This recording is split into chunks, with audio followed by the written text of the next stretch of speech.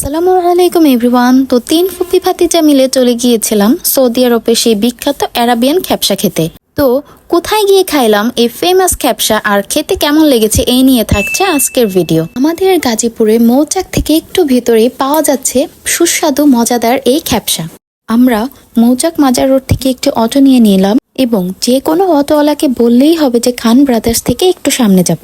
একটু খেয়াল রাখলেই হবে যাওয়ার পথে হাতের ডান পাশেই পড়ে রেস্টুরেন্টটি, আর এটা হচ্ছে লোহাগড় মাজার থেকে কিছুটা সামনে। মাজার রোড থেকে আমাদের যেতে ওখানে 35 মিনিট সময় লেগেছিল।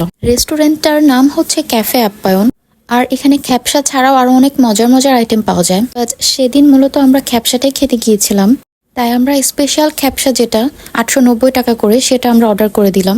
খ্যাপসা খেতে গেলে অবশ্যই পর্যাপ্ত পরিমাণ সময় নিয়ে যেতে হবে, কারণ খ্যাপসা অর্ডার দেওয়ার পর খ্যাপসা রেডি করে দিতে 1 ঘন্টা সময় লাগে। আর এই রেস্টুরেন্টটা আহামরি অনেক বেশি ডেকোরেশন করেনি, মোটামুটি একটু ডেকোরেশন করেছে, সিম্পল।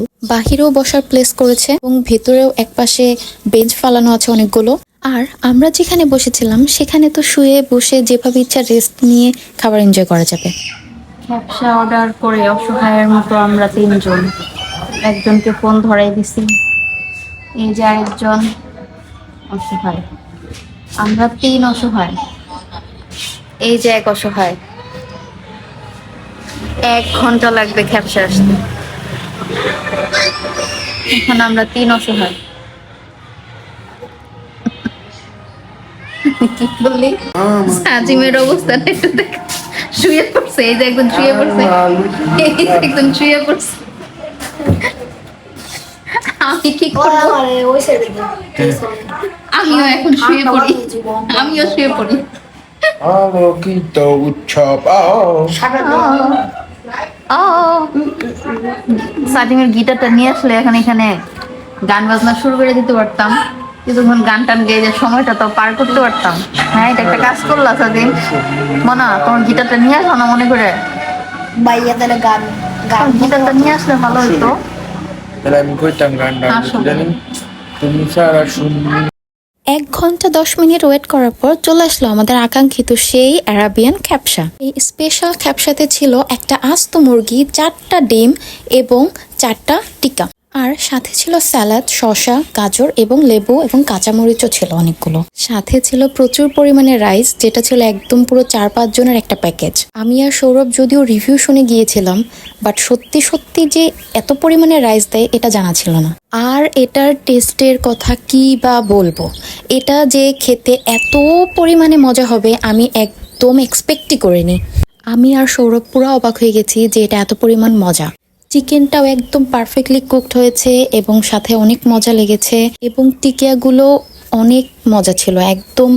মানে আমার কাছে মনে হচ্ছিল যে ঘরের তৈরি যে রান্না হয় যেরকম, ঠিক ওই রকম রান্নাটা হয়েছে। এটা একদম জেনিউন একটা রিভিউ দিচ্ছি, কারণ ওখানে আমরা টাকা নিয়ে প্রমোশনাল ভিডিও বানাতে যাইনি।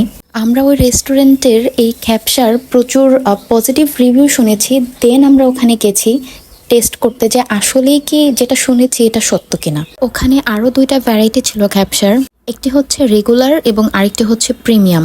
প্রিমিয়ামটিতে ডিম এবং টিকার পরিমাণটা বেশি দেওয়া হয় স্পেশাল খ্যাপসাটা থেকে, বাট রাইসের কোয়ান্টিটিটা সেমই থাকে তিনোটাতেই, যে 4 জন থেকে 5 জন খেতে পারবে এরকম কোয়ান্টিটি থাকে।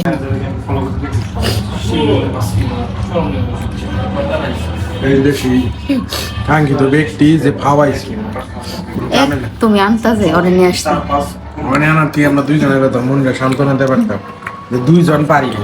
এদের নিয়ে আসে একটা যেটা কোনো কামেরই না, হাত পাগলা আমার কাছে বলা হয় না, কোনো কাম হবে এগুলা। কি খাইছি ক্যামেরার পিছে ও খাইতেই পারে না। ক্যামেরার পিছে একটা ছাগল আছে। এগুলা সব আমরা 2 জনে নাই করছি, হ্যাঁ আরো একজনের খাবার কোক খাইছি, 2টা পানি খেয়ে দিয়েছি, সব খেয়ে দিয়েছি। আর একটু পোলাপান নিয়ে আসা লাগে না, পোলাপান নিয়ে জীবনে আসা লাগে না।